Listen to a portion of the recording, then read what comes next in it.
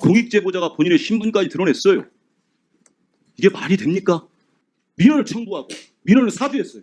그러면 똑같이 수사를 받아야 되는 거 아닙니까? 한쪽은 수사를 안 합니다. 이제는 공익제보자가 본인의 신분까지 당당히 드러냈으니 류일임 위원장 수사 받아야죠. 그 요즘에 방심위 내부 구성원들 좀 동요가 있을 것 같아요. 무슨 압수수색 받고 이러면은 일반인들이 쉽게 이거 견디기 힘든 건데 어떻습니까? 최근에 직원 3명 그리고 사무실 5군데에 압수수색을 당했어요. 네. 저희가 아무리 떳떳하고 뭐 옳은 일을 한다고 뭐 그런 자부심이 있어도 네. 뭐 힘든 거는 힘든 거죠. 뭐 겪어보지 않고 우리가 말로 힘들다고 이렇게 개인들의 고통에 대해서 얘기하는 거 이상이라고 생각을 해요. 사실 양심적인 일단 시민들이 고발을 한 이런 케이스인데 여기에 정작 위원장은 단 한 번도 조사하고 하지 않고 직원들을 조사한다는 거 이거 어불성설 아닙니까? 그러니까 비유적 표현이 아니라 정말 말 그대로 적반하장의 상황입니다. 네, 적반하장 그래도 우리 열심히 지켜내시길 바랍니다. 자, 그러면 이런 모든 방송 뉴스, 대한뉴스처럼 한꺼번에 다 모아봤습니다.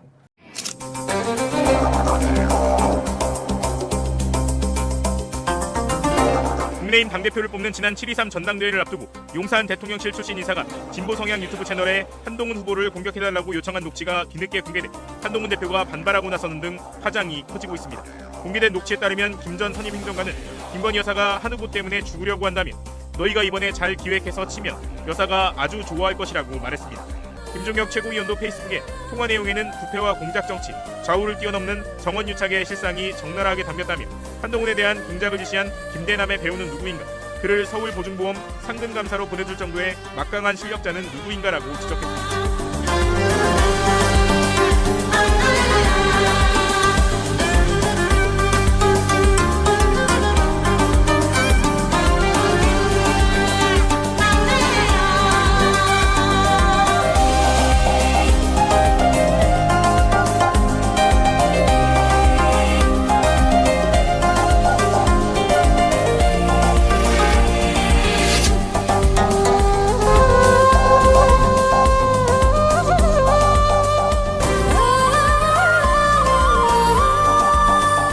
니네 그 배은종이하고 있지. 예.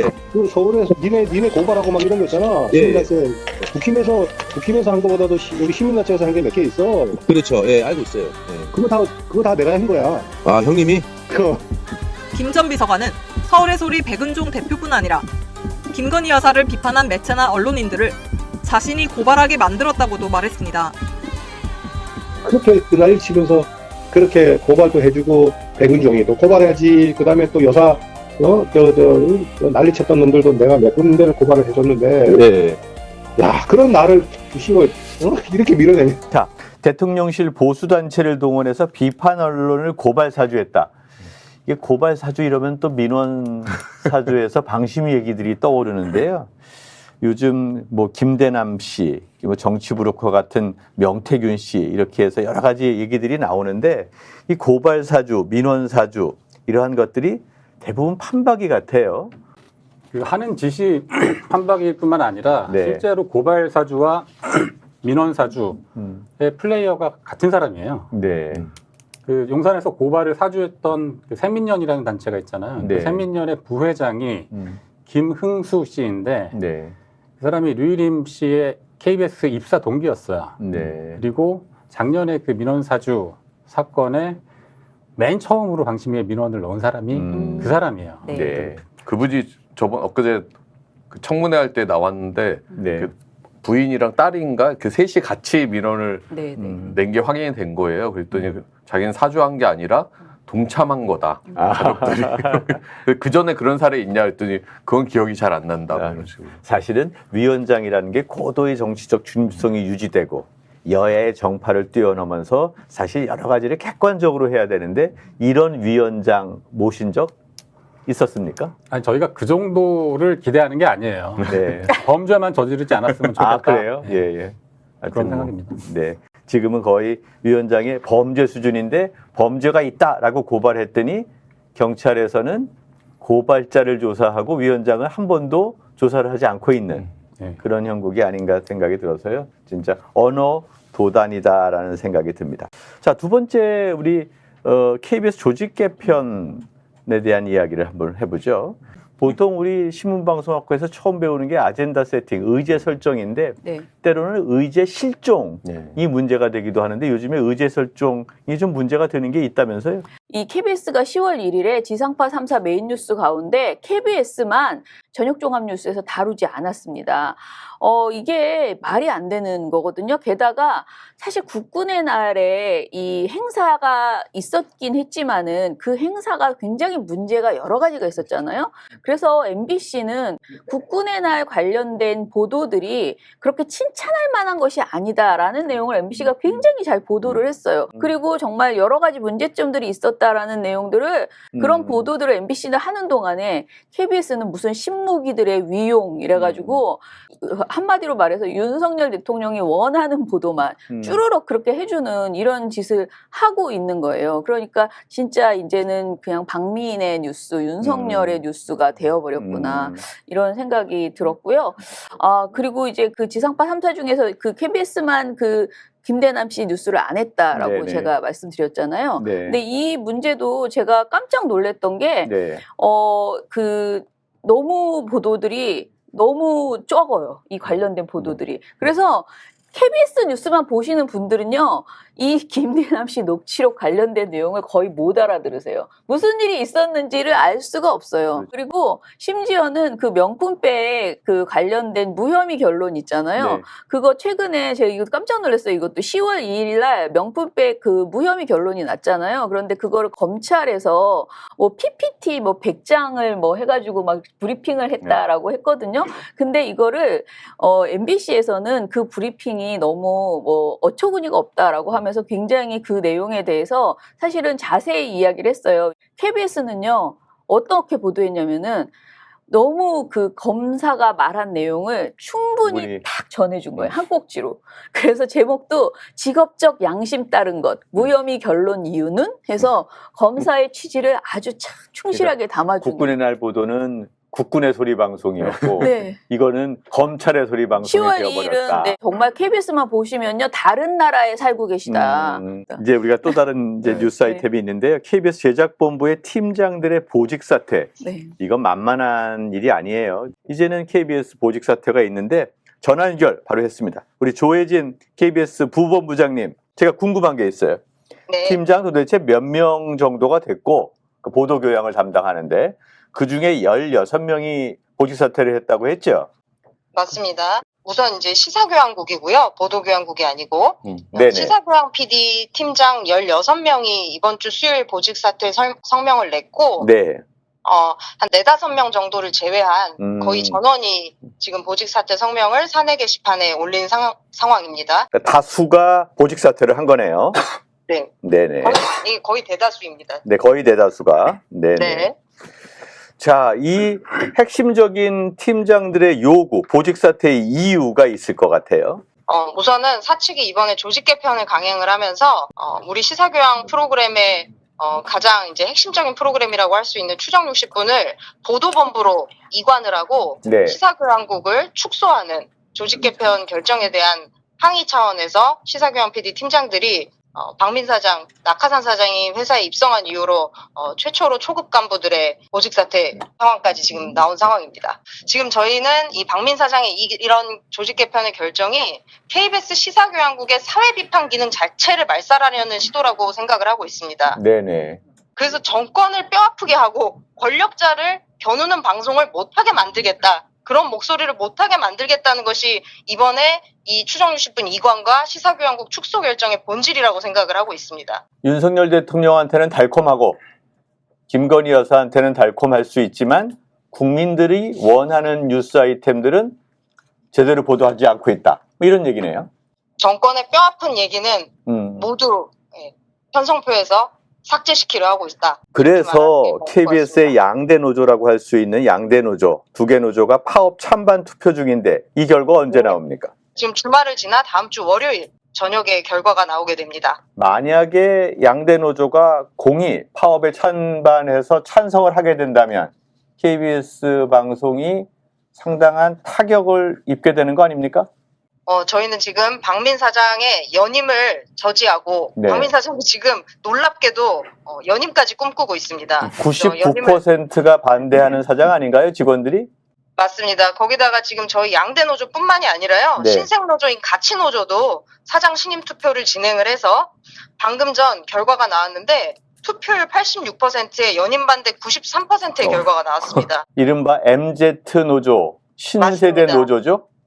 맞습니다. 사내의 모든 조합 그리고 음. 거의 모든 구성원들이 공영도 공정도 그리고 방송도 모르는 낙하 사장 퇴진에 한 목소리를 지금 내고 있는 상황입니다. 결국 사장이 대통령을 위한 방송을 만들고 직원들은 대통령을 위한 방송을 반대하고 있는 형국인데 네. 결국 직원들이 다시 국민을 위한 방송 만들 수 있는 겁니까? 사실 KBS에서 지금 너무 목소리가 없다 이런 말씀도 앞에서 해주셨는데 네. 저희의 싸움이 보도가 되지 않는 것들이 사실 많습니다. 네.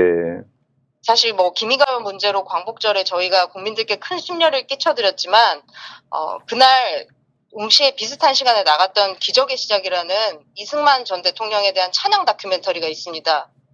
그 다큐멘터리를 하나를 내보내기 위해서 그 조악한 다큐 영화라는 것을 내보내기 위해서 담당했던 PD 한 명은 결국 다른 부서로 발령이 났고요. 몇 달을 저항을 하다가 또 다른 후임 PD는 조합을 찾아와서 본인이 지금 제작 거부를 하면 다른 사람을 또 괴롭힐 것이니 조합 집행부가 종편을 하는 날 좀 집회를 해달라 이렇게 하면서 종편실에서 나오고 최초로 또 낙하산 사장이 들어온 이래 최초로 제작 거부가 있었습니다. 결국 그래서 본부장이 직접 편집을 했다고 하죠? 네, 교수님 잘 아시는 것처럼 아니, 창사일에 최초로 임원이 편집을 했습니다. 아니 본부장이 바쁜데 제작 편집룸 조그만 데 가서 그걸 편집을 했다는 게 말이 됩니까?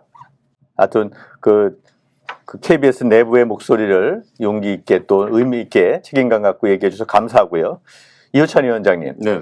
사실 내부의 투쟁이 되게 중요하다라고 얘기하는데 KBS가 조금 늦게 시작이 된 것 같아요. 사실 그렇게 장악당한 회사에서 싸우기 훨씬 더 어렵죠. 어렵고 MBC는 사실 아직 장악되기 전이니까 좀 더 네. 적극적으로 싸울 수가 있었고 그래서 그게 이렇게 동일선상에서 비교될 사안은 아닌 것 같아요. K는 K 나름대로의 사정이 있고 그 조합 현실에 맞게 이제 싸우다 보니까 외부에서 이제 좀 덜 싸우는 거 아니냐라고 인식은 되지만 실질적으로는 사실 내부에서도 계속해서 저항들이 있었거든요.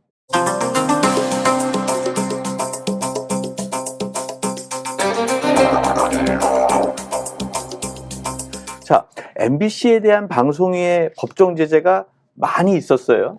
그런데 사실 그 대부분이 방송통신위원회가 MBC를 통제하기 위한 목적으로 사용됐다라고 얘기했는데 법원에 가면 방심위의 결정이 다 집행정지가 됐죠. 계속 쌓여가요. 그러니까 법원에 갈 때마다 집행정지 이렇게 돼서 최근에는 이제 바이든 날리면 때 과징금 3천만 원인가 엄청난 네네. 중징계를 내렸잖아요. 그것마저도 집행정지가 됐어요. 그래서 18건이 갔는데 18건 다 집행정지.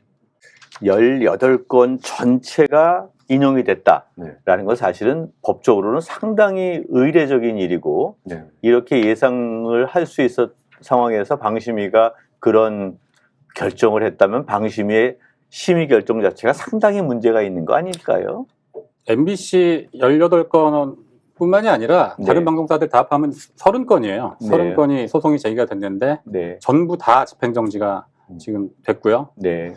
본안도 뭐 크게 다르지 않을 거라고 생각을 합니다. 작년에 그 민원 사주를 했던 그 뉴스타파 인용 보도 프로그램들에 대해서 과징금 결정을 최종적으로 의결한 게 11월 13일인데 네. 그때는 제가 이제 노조 지부장을 하기 전이에요. 그때 이제 네네. 출마 선언만 했을 때인데 네. 그날 바로 성명을 그렇게 썼어요. 내기하자고. 오늘 결정은 법원에서 무조건 다 뒤집힐 거 확신한다. 자신 있으면 저랑 내기합시다라고 그때 성명을 그렇게 썼었어요. 성명서의 내용으로는 좀 가벼운 내기하자는 성명서까지 나올 정도로 그만큼 구성원들은 말이 안 되는 일들이 벌어진 거에 대한 이야기인데 역대 방심위의 결정들이 이렇게 무모하지는 않았지 않습니까, 소장님? 글쎄요, 뭐 저는 사실은 방심위 결정들이 그동안 사실 그 이전에도 썩 마음에 들지 않기는 했어요. 늘. 왜냐하면은, 오히려 너무 솜방망이 결정이 나오는 시절도 있었어요. 그러니까 그렇죠. 예를 들면 TV조선이나 이런 데에 대해서 너무나 부적절한 보도들이 많이 나왔는데, 뭐 그냥 계속 권고 이런 것만 맨날 나오는 너무 약해. 네, 그런 시절이 있었어요. 그러더니 갑자기 요즘은 막 이거는 뭐 권고도 안 나올 만한 이런 방송에 대해서 어마어마한 중징계가 계속 나오고 있는, 그러니까 너무 이 방심위가 그 일관성 있게 징계가, 그러니까 심의가 되지 못하고 있는 정치 심의가 계속 되고 있는 이런 상황이 심각하다라고 생각이 들고요. 정말 이거는 뭐 찍어서 그냥 내가 내 눈에 잘못 찍히면은 정말 문제다, 이런 식으로 지금 심의가 되고 있는 것이 심각한 문제라는 생각입니다. 네. 과거에도 방심위가 네. 뭐 이런저런 안 좋은 별명들이 많이 있었어요. 6대3 위원회다, 네네. 뭐 자판기 위원회다. 네. 최근에 별명들이 훨씬 더 많아져가지고 표적심의, 편파심의, 정치심의, 과잉심의, 이틀막심의. 그리고 지금 말씀하신 것처럼 심의가, 저는 계속 이 얘기를 하고 싶은데, 심의가 잘못돼서 그냥 방송국에 고생하는 걸 넘어서서 그 심의에 대해서 대응하느라고 세금을 쓰잖아요. 거기 법적 대응을 계속 방통위가 해야 되잖아요. 그러면은 우리가 그렇게 아깝다고 말하는 그 혈세, 그 혈세를, 국민들의 혈세를 계속 써가면서 막 대법원까지 갈 거 아니에요. 또 괴롭히면서, 그렇죠. 방송국 괴롭히면서. 그 변호사들이 또 다 아는 지인들이나 관계자들이 그 역할을 하고 있다면서요? 그러니까요. 누가 재미는 자기들이 보고. 그러니까 말이죠. 예. 난 그 너무 저번에 그게 약이 올라요. PD 연합회에서 조사할 때 방심위의 그런 것들이 제작 자율성에 영향을 미친다고 하잖아요. 네. 그리고 그렇죠. 실질적으로 저희 MBC 같은 경우에는 거의 이제 업무 방해 수준이에요. 그 그러니까요. 뉴스의 책임자들, 시사 프로그램 책임자들이 일주일에 한 번, 두 번씩, 그때 선거방송 심의까지 있을 때는 일주일에 두 번씩 계속 방심이 불려가고, 이게 거기 가서 소명할 사안도 아닌 것들까지 다 또 네. 준비하느라고 업무를 그렇죠. 못하게 되잖아요. 네. 그리고 나서 소송하면 그 소송 비용이 또 방송사는 방송사대로 들고요. 모두가 피해자입니다. 네. 맞아요. 방심위 모두가 직원들도 피해자입니다. 그렇고. 사실은 이게 제일 먼저 이슈가 된 게 대선 개입 가짜뉴스 프레임에서 가짜뉴스 무슨 센터인가를 만든다고 얘기를 했고, 결국은 그 얘기를 하려다가 결국 심의를 못하는 일이 벌어졌었죠. 그때 저는 되게 용기 있는 얘기가 있었는데, 방송통신심의위원회 직원들이 이거 문제 있다라고 그때 목소리를 처음 내지 않으셨어요? 그게 탁동삼 그 위원께서 하셔가지고 제가 멋있다 이렇게 생각했었어요. 그렇죠. 작년 9월에 류혜림 씨가 방심위원장이 됐는데 네. 9월 달부터 이미 방심위가 북을 끓고 있었어요. 네네. 저희가 뭐 공익신고가 이제 12월 작년 연말에 했는데 그 전까지 가짜뉴스 심의 전담센터 그렇죠. 만들 때부터 저희 노조가 원래부터 이렇게 막 강성 노조가 아니었거든요. 그렇죠. 지금 그 보기에도 당시에는. 위원장님도 이렇게 노조를 강하게 하는 스타일 같지 않으세요? 그건 잘 모르겠어요. 또 다른 위원장께서. 아무튼 작년에 그 팀장들이 먼저 들고 일어났어요. 뭐 탁동삼 팀장이 의견서를 제일 먼저 쓰고, 네. 그리고 방심위 게시판이, 내부망이 원래 그런 글들이 올라오는 데가 아닌데 그냥 업무 관련 공지사항만 올라오는 데인데, 처음 그렇게 글을 한 명이 올리니까 저도 용기를 내서 하나 올리고, 네. 다른 직원도 올리고, 팀장 11명이 가짜뉴스 심의 전담센터에 대해서 이제 의견서를 제출하고, 네. 가짜뉴스 심의 전담센터에 발령난 파견된 직원들이 더 이상 못하겠다, 원래 부서로 돌려보내달라, 그렇죠. 그렇게 고충 제기를 하니까 평직원 거의 대다수가 150명이 그때 이제 연대 서명을 또 하고. 전체 직원이 몇 명이에요? 전체 직원이 당시에 뭐 다 합하면은 한 220명쯤 됐는데, 네. 간부들 빼면 네, 실제로 그 당시 평직원들은 한 175명, 180명 정도였는데 그 중에 150명이 서명을 한 거예요. 그럼 뭐 절대 다수가 그렇게 얘기를 했었는데, 그럼에도 불구하고 지금 위원장은 조금의 미동, 이 정도 하면 조금 위축되거나 조금 철회하거나 조금 사과하거나 그럼직도 한데. 임기가 원래 7월 22일까지였는데 네. 그때까지는, 그 전까지는 엄청 열심히 했죠. 저는 뭐 충성 본능이 있다고 생각해요. 그 사람은. 출세 본능이 아주 강한 사람이라고 생각하는데, 네. 저희는 뭐 불법 도둑 호선이다라고 이야기를 하고 류혜림 씨를 위원장으로 인정하지 않고 있어요. 어쨌든 그런데 7월 23일에 그렇게 이제 불법 호선으로 연임이 되고 나서는 최근에는 약간 좀 몸을 사리는 것 같기도 해요. MBC TV에 대해서는 법정 제재가 아직 한 건도 없을 거예요. 이게 듣도 보도 못한 갑자기 권고가 나오기 시작했어요. 그러니까 아까 말씀드렸던 30건 연속으로 법원에서 집행정지가 나왔잖아요. 네. 지금 방심위가 원래 9명이어야 하는데 네. 지금 3명밖에 없거든요. 3인 체제 방심위가 지금 비정상적으로 지금 굴러가고 있어요. 근데 그렇죠. 이 3인 체제 방심위의 결정이 법원에 가면은 당연히 이제 위법으로 판결이 날 테니까 그게 두려워서 지금 약간 몸을 사리는 거 아닌가 싶기도 합니다. 그러니까 방통위가 2인 체제로 운영되는 게 문제가 된 거고요. 그렇죠. 지금 5인에서 2인이면 그렇죠. 40%인데 이건 그렇죠. 30% 밖에 안 되는 건데 그 전에 야권위원은 쫓아내고 그렇죠. 그리고 야권위원은 위촉하지 않고 자기들만 운영하고 그래서 셀프 연임을 했다는 거잖아요. 그래서 인정하지 않는데 이 정도 되면 좀 철회하고 다른 사람 쓸 수 있어야 되는데 그 보수 쪽은 좀 새로운 인물들이 없나 봐요. 아니면 이분이 워낙 충성도가 높은 건가요? 저는 대통령이 네. 방심위 상황을 잘 몰라서 그러겠지라고 처음에는 생각을 했는데 김건희 여사가 혹시 모르는 거 아닌가요? 뭐 상황이 여기까지 온 걸 보면은 대통령이 공범이 아니고 주범인 것 같아요. 그렇죠. 네. 이게 뭐 대통령이 몰라서가 아니라 대통령이 그걸 원하고 그 의중이 반영돼서 그렇죠. 이게 방송통신심의위원회가 방송통신검열위원회가 되고 방송통신위원회는 방송장악위원회가 된 게 아닌가 생각이 드는데 서서히 변화가 있는 것 같아요. KBS 노조가 변하고 MZ세대가 뭐 찬성하고 80몇 %라고 그랬죠? 그게 투표에서 93%가 93%가 됐고 방심위에서 이렇게 얘기를 하고 우리가 어떻게 해야 됩니까? 예, 마무리 발언 하는 거예요? 네네, 지금? 마무리 발언 같이 해주시죠. 또 이제 왜냐면 시간이 다 돼가가지고 그렇죠. 네네. 걱정돼가지고 뭐 전 요즘에 출연자들이요 네. 진행자가 해야 되는 다 해요. 제가 오늘 뭔 얘기를 꼭 하고 가야 되겠다라고 네. 생각했는데 뭐냐면은 그 최근에 청문회 때 이준석 그 의원이 네. 그 민원사주 얘기하다가 제가 너무 화가 났거든요. 그거 듣다가 이게 이례적인 일인지 비슷한 일들이 있었는지 방심위에게 입증하라 막 이런 얘기를 막 했잖아요. 근데 저는 그거를 들으면서 사람들이 저 말에 혹하면 어떡하지? 이런 생각이 막 들었어요. 그래서 그 탁동상 위원이 뭐 답변을 하긴 했어요. 그러니까 뭐 보도에 따라서 남녀 간의 민감한 부분이나 특정 종교, 이단 논쟁 이런 게 있을 때 다수 민원, 단체 민원이 들어오기는 한다. 그런데 그렇게 들어오긴 하지만은 그래도 내용은 각자 써서 내용이 다르더라. 근데 이번의 경우에는 오타까지 다 똑같더라. 그러니까 이렇게 똑같은 사례는 진짜 처음 본다. 이렇게 이야기를 했거든요.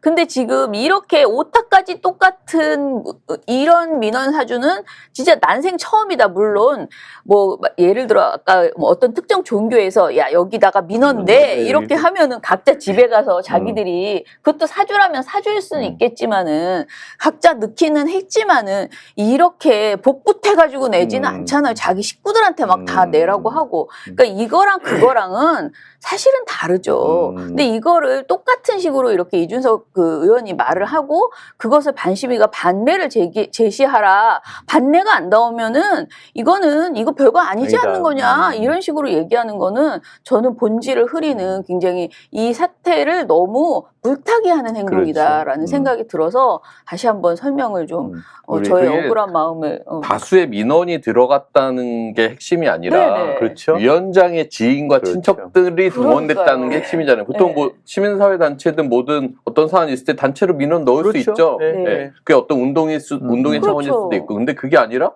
이걸 총괄해서 심사해야 되는 위원장의 측근들이 그렇죠. 민원을 네. 내고 위원장이 가서 심의를 한다는 게 핵심인데 네. 그런 사례를 이준석 의원이 제기한 거에서 찾기는 또 쉽지가 않을 거거든요. 제가 화가 났어요. 그거 들으면서. 그래서 이준석 의원 괜히 한번 본인은 말해봅니다. 이런 예가 기존에 없었다고 하면 이게 이례적인 거 아니냐 이렇게 하기 위한 질의라고는 하는데 실질적으로 핵심과는 완전히 일치하지는 않는 것 같아요. 방심위 직원이 이게 이제 민원 사주다라는 것들을 이렇게 검토하는 순간 딱 알았나 보죠.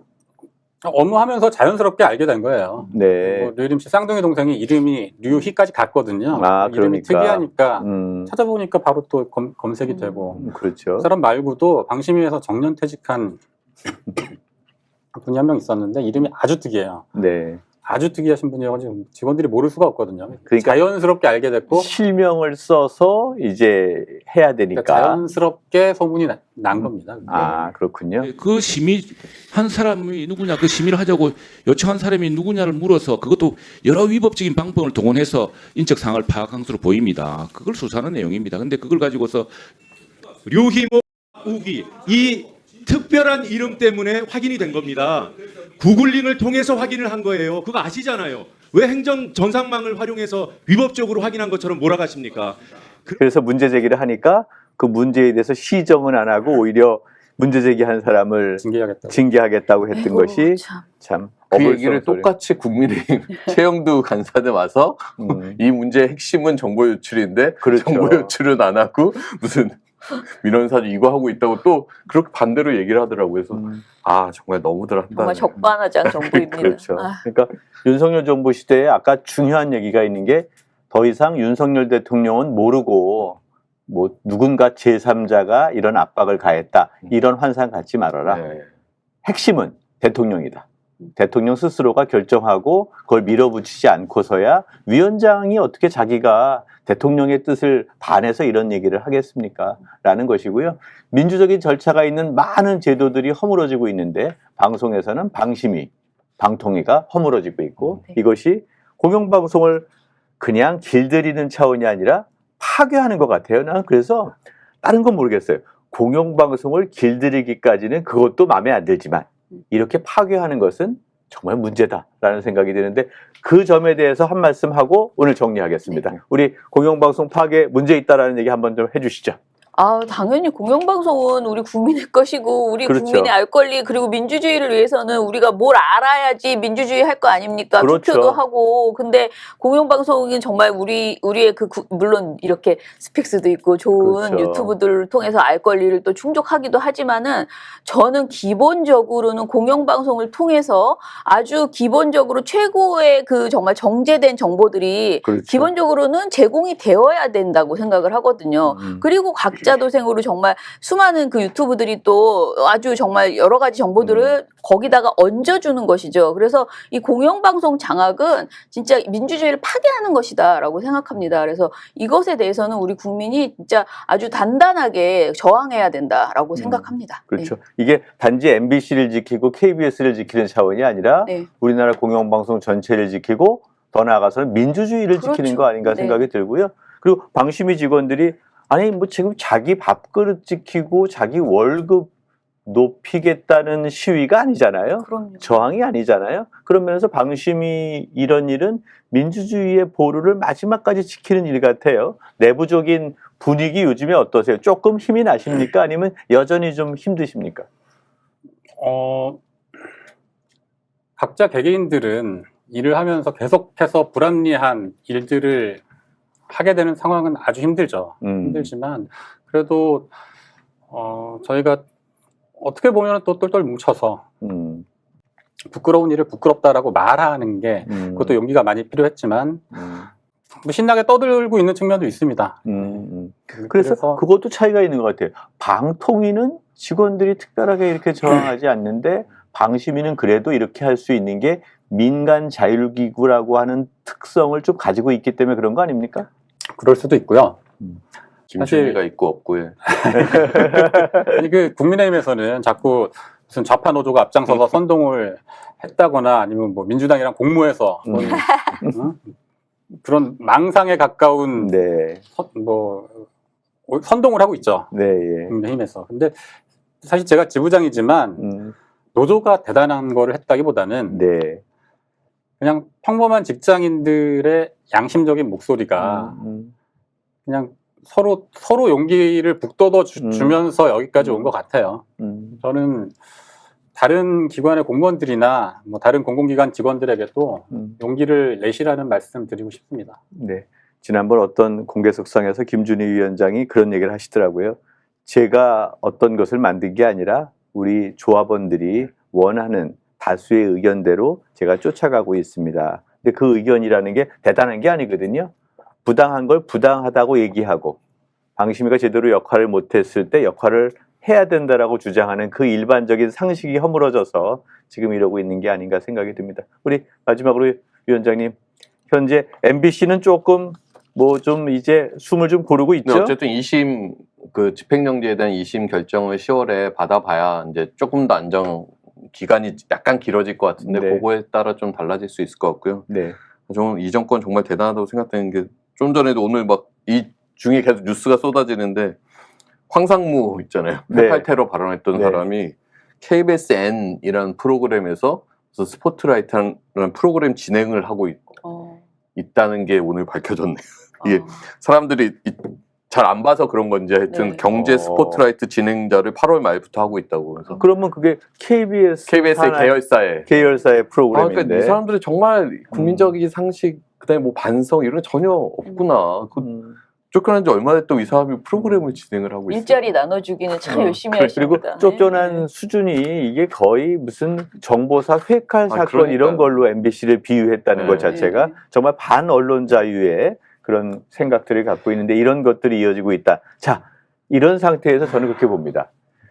대한민국의 국민들이 깨어있고 그리고 공영방송을 지키려는 노력이 계속 이어져야지 이런 말도 안 되는 정권, 언어도단의 정권 이런 것들을 사필 규정으로 만들어낼 수 있는 게 아닌가 생각이 들고요. 그런 취지에서 MC모도 특별하게 대단한 걸 요구하는 게 아니라 MBC를 지키고 KBS를 살려내고 그래서 공영방송을 통해서 민주주의를 좀 유지하려고 하는 1987 이후에 만들어진 대한민국의 최소한의 장치를 만들려는 그런 것이다 라고 생각해 주십시오.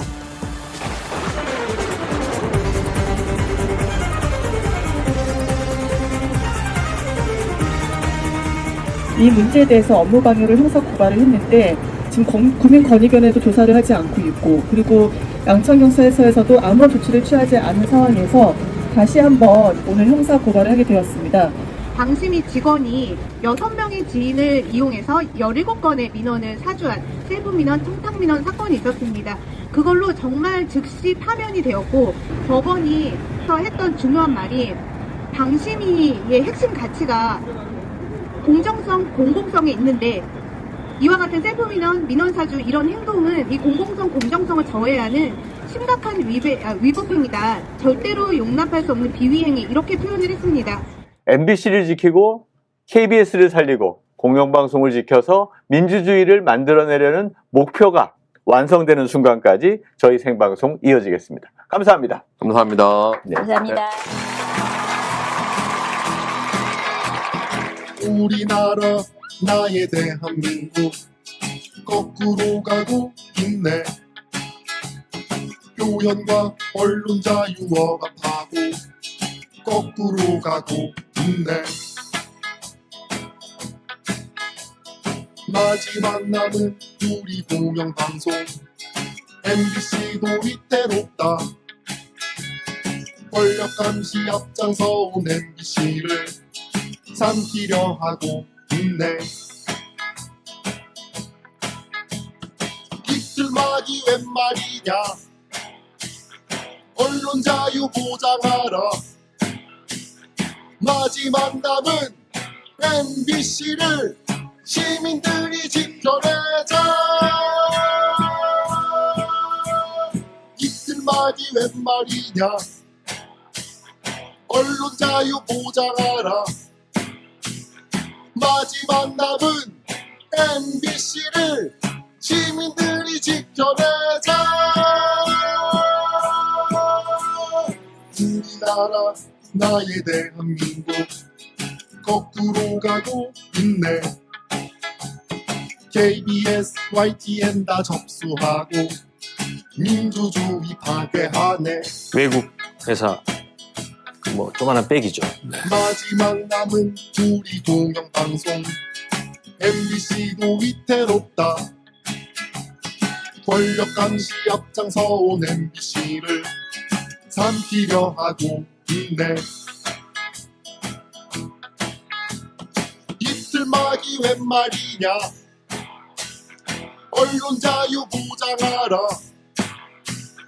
마지막 남은 MBC를 시민들이 지켜내자.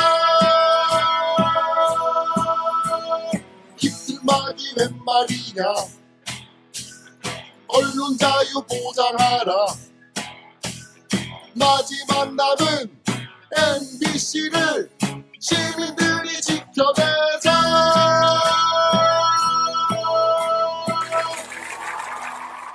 스픽스는 말하는 언론입니다. 대세는 유튜브, 그중에서 스픽스. 좋아요, 댓글, 구독, 알림 설정. 여러분이 저희를 사랑해 주시고 우리가 여러분을 사랑하는 4가지 방법입니다.